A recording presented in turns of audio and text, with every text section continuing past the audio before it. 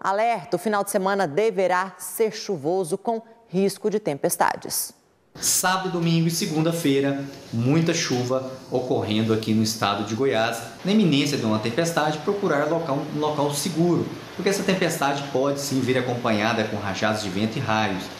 Na situação de viagem, que nós sabemos que muitos vão aproveitar o feriado para viajar, evitar transitar no período noturno, pois essas viagens se tornam perigosas por conta de chuvas que podem cair à noite e a visibilidade está bastante reduzida e você pode ter uma saída de pista aí que sim pode provocar acidentes tanto para você e para a sua família.